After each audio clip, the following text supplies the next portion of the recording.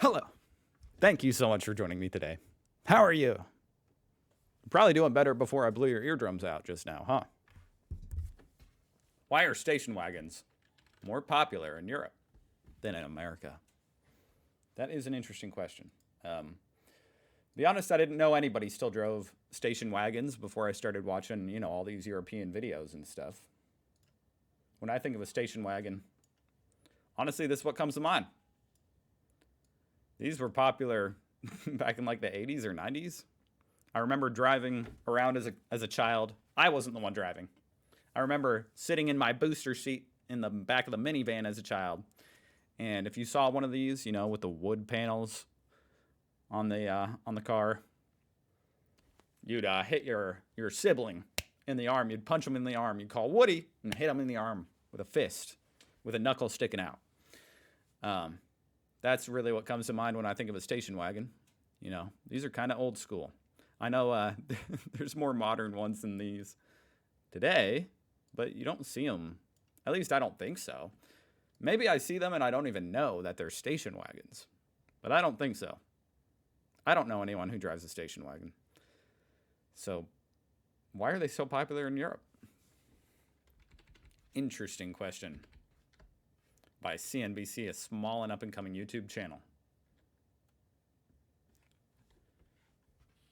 Wagons away! Hi, I'm Jack Smith, and right Wagons now it's away. station wagon savings time in Hey, let's do a commercial, and right when it starts, you'll say, "Wagons away!" the West. Time to hit the trail in high style with Times were different back then, all the room and comfort that only a Rambler station wagon can give you.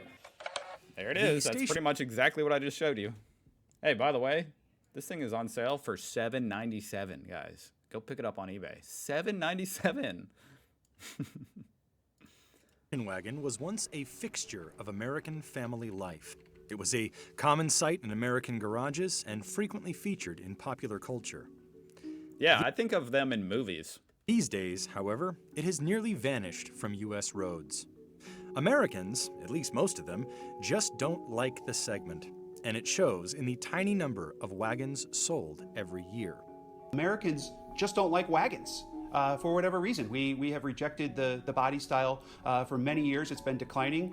We think back to perhaps some of those movies like National Lampoon's Vacation, where a family Yep, exactly. travels across the country in a wagon. Those days are long behind us, and these days wagon sales are less than 2%. Let's see, now that looks kind of nice. They seem super practical. You know what I mean? It's like a sedan with a big cargo area with a hatchback. Seems very practical. Of all industry sales. Meanwhile, crossovers and sport utility vehicles continue to swallow market share, leading many manufacturers to believe that if they want to sell a wagon, they need to lift it a bit, maybe cover it with some cladding, and call it a crossover. Well, you want the crossover tag associated with it because that's what people are buying, and that's what they want to buy. I think people just don't like the word wagon. At some point, they may It sounds kind of like not powerful. want another tag because it's no longer cool to own a crossover or an SUV, but right now that's not the case yet. In 2018, consumers around the world bought just under 2.5 million wagons, I really don't understand the name station wagon. I don't know what that's derived from. Probably something really old. Station wagon. roughly a mere 3% of all new cars sold. In the United States, the segment represents only about 1 to 2% of all I'm sorry. Where is it 3%? wagons, roughly a mere Global sales. 3% of all new cars I mean, that's not that much. 3%? sold. In the United States, the segment represents only about 1 to 2% of all sales. Okay, so half as much here in America. But in some European countries, sales are several times that. Wagons represented nearly 20% of all sales in Holy shoot. Y'all are wagging it up. What did that guy say at the beginning of the commercial? Bring in the wagons, Germany. Bring them in. Germany, and at least 32% in Sweden. 1 out of 3 cars is a station wagon. Quarter of sales in some Scandinavian countries, such as Finland and Sweden. Wagons also comprised 23% of all sales in Czech Republic, 16% in Slovakia, and 15% in Poland. In Sweden, it's our home country, close to 50% of our volume is related to wagons.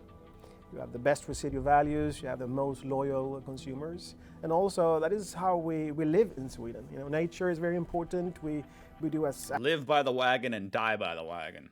exactly in line with Americans. You know, it's a lot of football and a lot of sports associated with our kids. So we need a space. And so the legacy of wagons is really in our DNA. Also, you see them all over the place. These wagons in the background, I mean, they're blurred out, but they look kind of nice. Like, I kind of want me a wagon.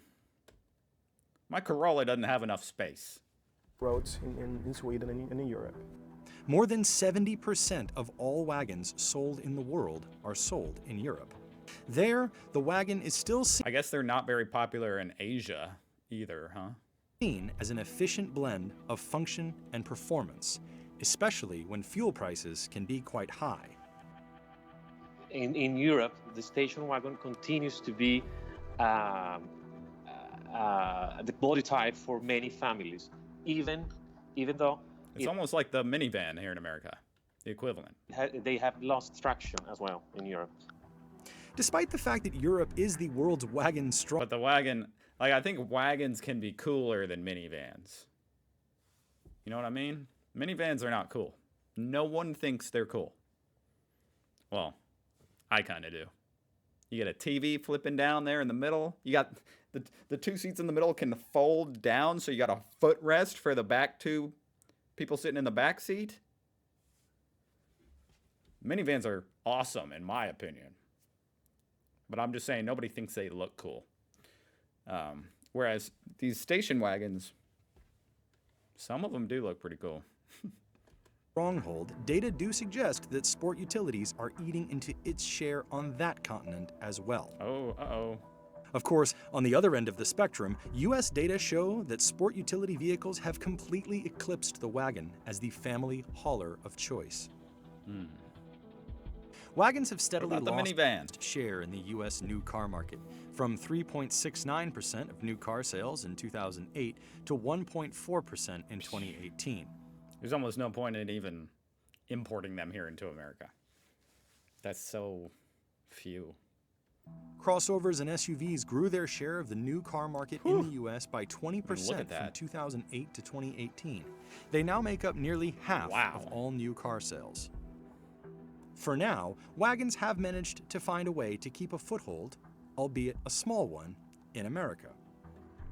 For example, the segment I guess the SUV basically has a lot of the features of a wagon, but also more of like an off-road capability, or like oh yeah, it's a little bit tougher. Watch me drive through this 4 inches of snow. straddling Subaru Outback has been a tremendously successful product for that company. Part wagon, part crossover, the Outback was introduced in the 1995 model year as a variant of the Subaru Legacy, but was soon spun out into its own distinct brand and has become something of a phenomenon. The Is that a wagon? Outback alone accounted for the vast majority of wagon sales in the US. Of that 1.4%, That is the only one you see. of the US market wagons have, the Outback alone makes up 1.2%. In other Yeah, they're the only ones you see. words, almost all of it. You think of it almost as its own thing. The Outback. You know, you don't have a station wagon, you have an Outback. That means all wagons sold by all other brands combined would account for just 0.2% of the total I don't even see why they import them or build them here. US new car market.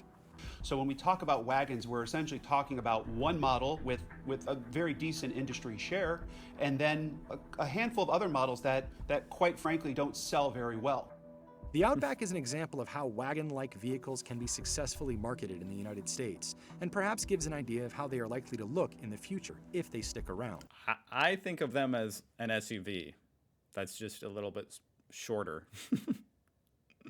That's what I think when I see an Outback, like a Subaru Outback. But it's a station wagon, huh? Though it retains many of the basic features of a wagon, the car is lifted a bit and covered in plastic okay. cladding to give it more of a rugged outdoor appearance. It retains the basic silhouette of the They're wagon, cheating a little bit. but the Outback has evolved over time to incorporate more attributes of SUVs and crossovers, Subaru told CNBC. This includes standard all-wheel drive, the ability to tow up to 3,500 pounds, and a full 8.7 inches of ground clearance, higher than what is found on many SUVs, the company said. They were one of the early players, obviously, in this crossover space before the term crossover was even mentioned, and that's, again, when they were being called wagons. So I think they've done well. They've got a very loyal buyer. They've expanded into, certainly the outdoor lifestyle buyer has long been a Subaru advocate. So I think, Does lifting a car up in the air give it worse efficiency? I assume it must. as that continues to develop and people are more interested in active lives and certainly what Subaru has to offer from just an on-road capability, but also on dirt and on trails even. The Outback shows that selling a wagon in the US may be a lot easier if it happens to look like a sport utility vehicle. Yeah. In fact, it might be one of the You gotta trick people. only wagon-like vehicles to survive in the United States. But It's like in the really fine print of when you're buying the Subaru station wagon, like really small. yeah, no question about it. The wagon market is certainly taking cues from the SUV and crossover segments, and At what point do they just become SUVs? adding, as you said, a little bit of cladding, raising the ground clearance up a little bit to give it that view that essentially it can compete with the crossover. That rather dire outlook has not stopped other automakers from rolling the dice, though. General Motors sells the See, Buick Regal that thing's pretty. Tour X, a U.S. version of the Opel Insignia wagon GM used Look to at sell that. in Europe when it owned the Opel brand. Notably, the U.S. version has the same plastic cladding and slight lift, which is not seen on the European version. But with a lower center of gravity, it gives more sedan-like driving dynamics and a lower roof for easy rooftop access, key Easy rooftop access. features wagon buyers want in a car. What is that? Is that for, like, putting skis on top? I have never put something on top of my roof. Maybe I should be embarrassed. I must not be I'm not the most outdoorsy. I love the outdoors and I go outside all the time, but I don't hike and bicycle. Maybe that's probably a big reason, huh? You want to put your bike up top. Or do you put it, I see people haul them on top and in the back, attached to the back. That makes sense. There's a lot more bike riders in Europe. Maybe that's why they like the wagon, for the rooftop access. There are several positive signs for wagon fans elsewhere in the U.S. if they have the cash. Much of the variety in the U.S. wagon market is found at the higher end, I mean, look at that thing. That's pretty. where luxury and high performance can gloss over the otherwise Howdy. dowdy and domestic image the wagon has. That thing's pretty dope. Given the fact that the countries is with that? some of the highest wagon sales are Germany and the Scandinavian nations, it makes sense that most of these premium wagons are from German and Scandinavian automakers. Premium wagon. The Swedish brand Volvo is perhaps the brand best known for wagons, and it's among the brands most committed to the segment in the United States. Look at that. It looks a little bit mean in the front. It's a mean wagon. Just call it something else. I wonder what the German word for station wagon is. It probably doesn't sound as corny. Wagon. There's something, it's just a bad word. Wagon. States. Though Volvo has lately focused intensely on building out its lineup of sport utility vehicles, a substantial portion of its portfolio is still in wagons. We have I see the same opportunities in US. So one part of me is a little bit confused that this should be much bigger. The volume should be much bigger. But then we have the SUV trend in US that probably overlaps that kind of, because you get the space too. I wonder if Europe will eventually, because they said the SUVs market shares are growing in Europe too. I wonder if wagons will go the way of the doo-doo bird in Europe. an I don't know what I think that's some kind of saying, and I just botched it. SUV. But I would say the wagons are, for me, they're beautiful. And I think you see the agree. cars here. Design-wise, they are thing. not boxy anymore, and they are not boring. They don't have wood panels. You get both. You get the driving capabilities as a sedan, and you get more space. I would for sure drive that thing. And also it looks sporty, and that's what we aim for.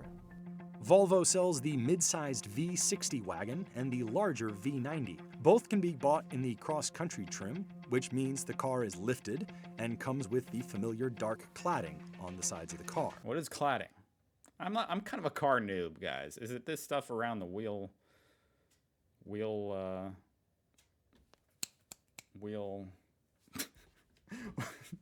around the wheel?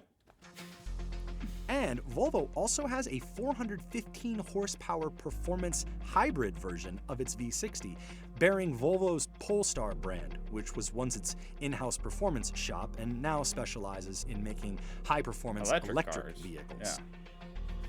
Mercedes-Benz sells its E-Class wagons in the US, mostly to See, now that has more of a traditional wagon shape.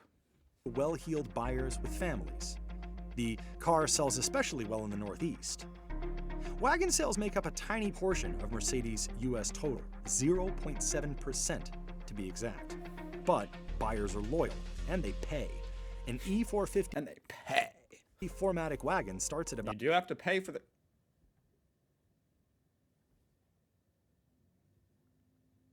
They do pay. $66,000, and the higher performance AMG E63S starts above $108,000. Is that a thing in Europe?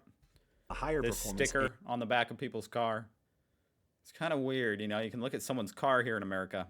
A lot of people have these stickers, you know. And you know exactly how that family's composed. You got a husband, a wife, a baby, a little boy. I don't know what this... Is that a girl with wearing her mom's sweatshirt? And someone took a bite out of her shoulder? And then you got a baby. This is pretty prominent here in America. AMG E63S starts above $108,000.